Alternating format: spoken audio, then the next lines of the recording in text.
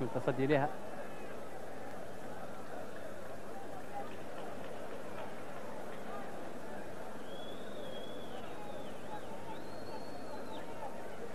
ثلاثة اثنين كما كنت تقرأ.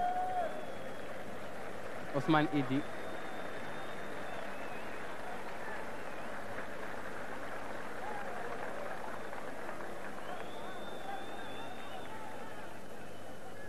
عثمان إيدي رقم 2 أمامكم،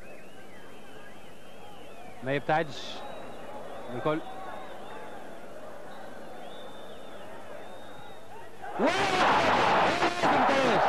هايلة ياسر مطياش، تبقى إذن 3-2. هايلة من جمال طياش، يتمكن باش يتصدى لهذه الكرة، وعثمان إيدي ما وخرش بالكل، وطياش مشى في المكان المناسب وتمكن باش يتصدى. هاي الإعادة، إذن الأمل يفتح من جديد، باب الترشح يفتح من جديد أمام فريق النادي الأفريقي، وتصبح 3-2.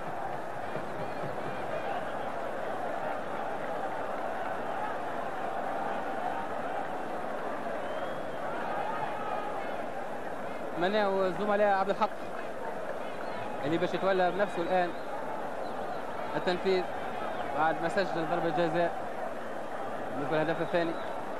عبد الحق التنفيذ، عبد الحق من ناحية يقف ويسجل بكل قوة.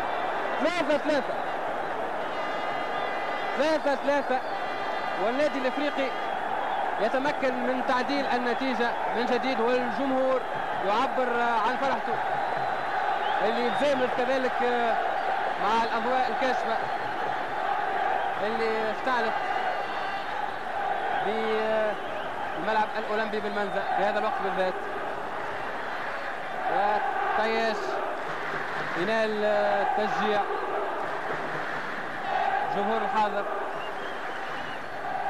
طياش يعد توقع فدوى بالحارس العملاق السابق للنادي الافريقي والمنتخب الوطني.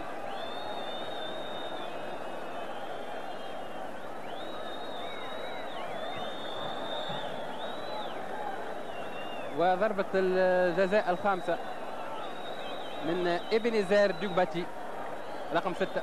إبنيزير دوغباتي، ضربة الجزاء الخامسة والأخيرة في الدفعة الأولى، والنتيجة 3-3. والطياش من ناحية أخرى يتأهب، يقذف وتسجل، سجل. إذن تصبح نتيجة 4-3.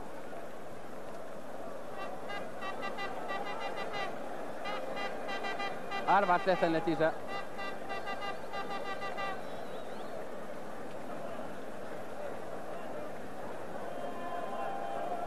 من الناحية اليسرى وطياش شفتوه مشى من الناحية اليمنى.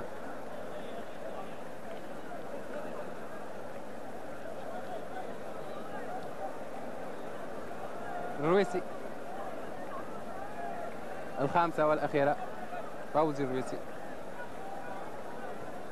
يعد مقابلة طيبة في هذه المباراة. فوزي الرويسي رويدا يغلب ويسجل رغم المحاولة متاع الحارس. إذن 4 فيما يخص الدفعة الأولى. بطبيعة الحال الآن تكون دفعة ثانية، لكن بشكل إقصاء اللي ما يسجلش ويسجل الفريق الآخر هو اللي ترشح. إذن 4 هي النتيجة النهائية بالنسبة للدفعة الأولى بضربات الجزاء. ونتمناه بالنسبة للنادي الإفريقي باش يتمكن في هذه الدفعة الثانية من تحقيق الأسبقية في الدور الربع النهائي إياب لكأس أفريقيا للنوادي الفائزة بالكؤوس.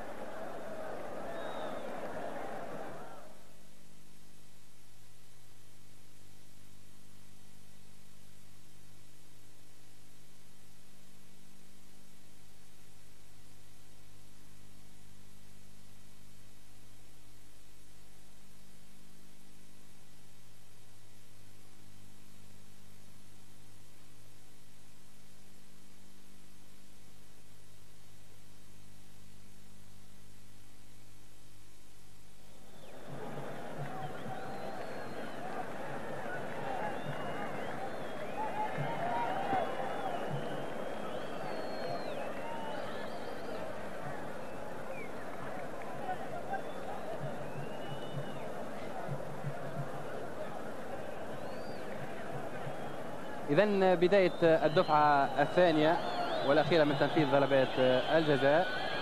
ورقم 5 إيمي كاستور في التنفيذ. إيمي كاستور ينفذ ويسجل. إيمي كاستور يسجل الناحية اليسرى.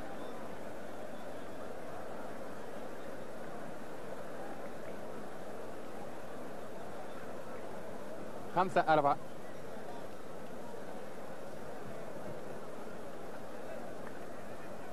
هاي الإعادة ولطفي رويسي الآن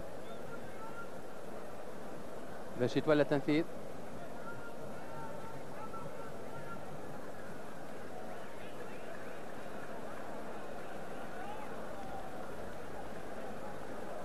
لطفي الرويسي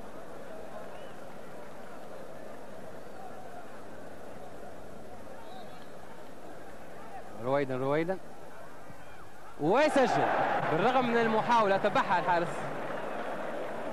لن ينجح في هذه المهمة الصعبة لطفي الرويسي لاعب العائد اللي قام بتضحيات كبيرة من أجل الاستعداد. وفرصة أخرى والأمل على طياش بالنسبة للجماهير بعون الله.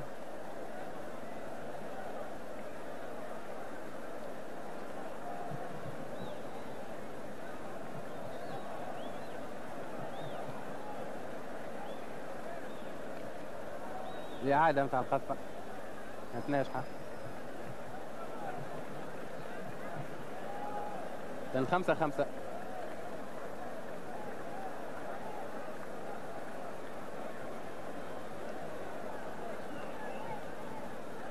وبن أجاي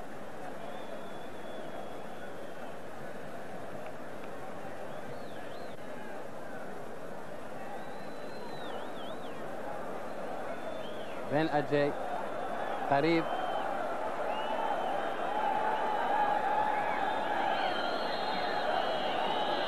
بن أجاي بن أجاي يخفق في التنفيذ والكرة متاعه تمر بجانب الأخشاب. فرصة ثمينة الآن كرة الترشح لفائدة النادي الإفريقي. نتمناه باش يقوم وينجح في ذلك. نشوفوا شكون اللاعب اللي بس تعهد له هذه المسؤولية الكبرى. هاي الإعادة كرة إذن بعيدة خرجت من ألطاف الله.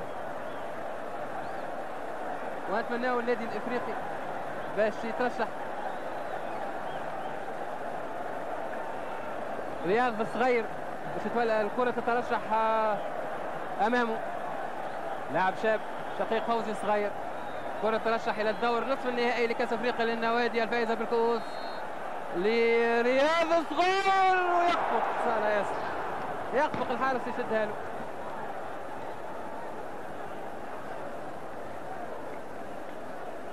هذيك هي الكرة لابد من قبول كل أحكامها. وتبقى 5-5. تبقى 5-5 النتيجة.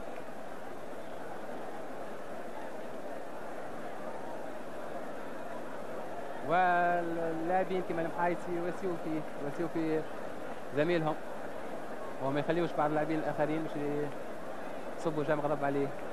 تلك هي الكرة. لاعبين أفذاذ مثل مارادونا كان خفق في تنفيذ ضربة جزاء ويلزم قبول الأحكام مهما كانت. على كل حال مازال أمل ترشح للنادي الإفريقي. فرصة أتيحت له لكن للأسف لابد من قبول أحكام كرة القدم مهما كانت. علمنا وأن بالنسبة للترجي الرياضي التونسي أنهى المباراة نتاعو في خصوص دور ربع النهائي لكأس أفريقيا للنوادي البطلة بهزيمة أمام فريق إيوان وانيون النادي الوطني النيجيري بنتيجة 2 مقابل هدف. ونتيجة طيبة تخلي أمله عريضة بعد أسبوعين.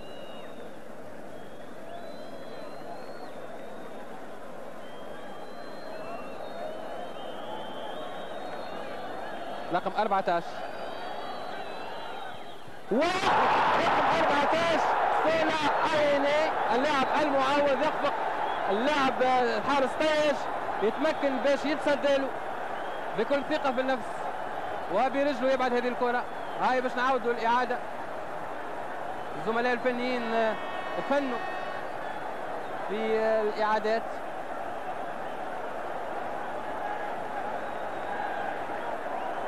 وسيد البرقاوي هذه المرة كرة تترشح ليه سيد البرقاوي بفضل التجهيزات الجديدة منذ أسبوع. تمكنت التلفزة التونسية من استغلالها وأحكمت استغلالها بفضل المجهودات الفنية والتقنيات العالية لفنيين تاعنا اللي تملكهم طاقة كبيرة. التلفزة التونسية توضعها على ذمة النظارة، وقاعدين نشاهدوا الآن في صور جميلة، ونتمناو باش توج بالقذفة الأخيرة، نتمناها تكون أخيرة بالنسبة لسيد البرقاوي. كرة الترشح إلى الدور ربع النهائي، النصف النهائي إلى كأس إفريقيا للنوادي المحرزة على الكؤوس.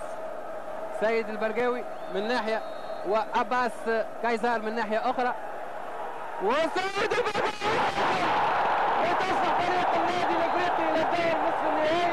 انتصار عظيم بالنسبة لممثل كرة القدم التونسية سيد البرقاوي، يهدي القميص نتاعو إلى الجمهور اللي يتحول إلى بركان ويعبر عن فرحته العارمة، فرحة انتصار كرة القدم التونسية في هذه المباراة دور الربع النهائي، بالرغم من أن هزيمة كانت قاسية في المباراة الافتتاحية في المباراة الأولى مباراة الذهاب. وفي هذه اللحظة وهذه الإعادة هنيئا لفريق النادي الإفريقي بهذا الكسب والانتصار إلى دور النصف النهائي، ونتمناه باش يفوز على فريق النادي الموزمبي ويتمكن من الظفر بهذه الكاس الكاس الإفريقية للنوادي الفائزة بالكؤوس. ونتمناه كذلك لفريق الثلاثة التونسي بعد أسبوعين باش يتوصل إلى تحقيق الانتصار. سيداتي سادتي، ما بقى لي كان باش نودعكم على أمل اللقاء بكم.